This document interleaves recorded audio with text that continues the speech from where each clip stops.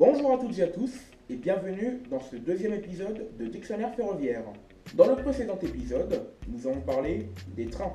Mais comme vous devez sûrement le savoir, les trains ne circulent pas sur des routes comme les voitures. Ils circulent sur ça.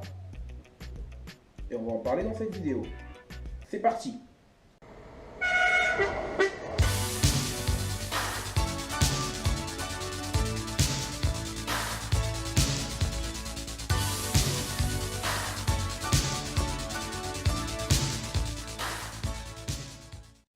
La voie, pas les rails. J'insiste vraiment sur la voie parce que les rails, ça ne concerne qu'un seul composant. Enfin bref, la voie, c'est l'ensemble de composants qui permettent au train de circuler confortablement sur les rails, mais aussi sécuritairement.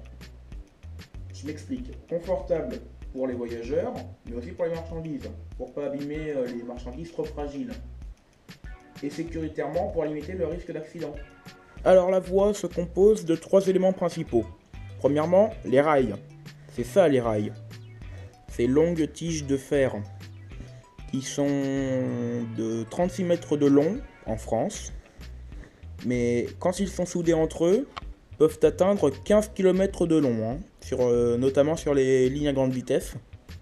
Ça se fait très souvent sur les lignes à grande vitesse, les soudures de rails, ce qui permet aussi d'éviter les déraillements. Ensuite, les rails reposent sur les traverses, qui sont perpendiculaires aux rails, et ça maintient le parallélisme des voies. Ces traverses peuvent être en bois, en béton ou en fer. Mais les traverses en fer sont rarement utilisées. Et on utilise beaucoup plus souvent le béton que le bois. Ensuite, les rails et les traverses sont posés sur le ballast. Ce lit de cailloux qui administre un confort au train et aux rails, sur les rails, pour les voyageurs, mais aussi pour les marchandises, notamment celles les plus fragiles. Alors un petit détail que j'ai oublié, c'est que là c'est pas représenté, quoique si, mais les rails sont fixés aux traverses par des tire-fonds ou par clipsage, ça dépend. Le clipsage c'est pour le plus moderne. Mais en tout cas, c'est maintenu par des tire-fonds ou des clipsages. Faut le savoir. Alors, pour les courbes et les virages, c'est la même chose que la ligne droite. Sauf que l'on rajoute quelque chose. Le dévers.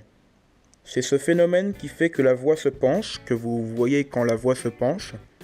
Eh bien, c'est ça que l'on appelle le dévers.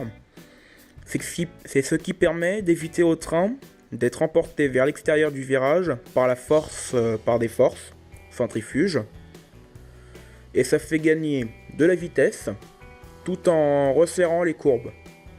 Ça veut dire que, prenons un exemple,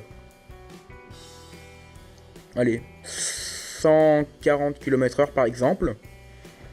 À 140 km/h, si la voie n'est pas penchée, le train sera obligé de faire un grand virage, alors que si la voie est penchée, le virage sera raccourci vraiment de manière importante. S'il y a du dévers, bien sûr. Passons maintenant à la partie la plus délicate et la plus sensible de la voie ferrée, qui est l'aiguillage. Alors l'aiguillage, comment ça fonctionne ? Eh bien, il y a un levier qui peut être manuel ou automatique. Quand je dis automatique, c'est motorisé depuis un centre de contrôle. Alors, l'aiguillage fonctionne de cette manière. Et c'est ça qui permet de guider le train vers une direction donnée. Là, par exemple, le train va tout droit, mais là, le train va à gauche.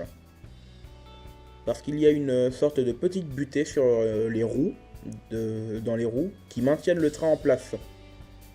Je vous le ferai voir tout à l'heure.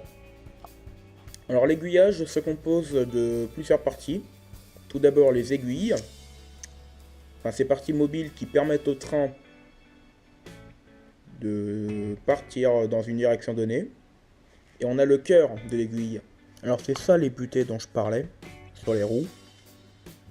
C'est ça qui permet au train de rester sur les rails. Démonstration.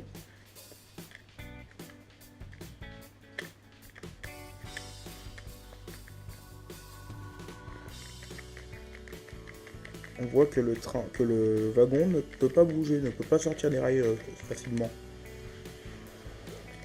Donc voilà. Et c'est ainsi que ce dictionnaire ferroviaire se termine.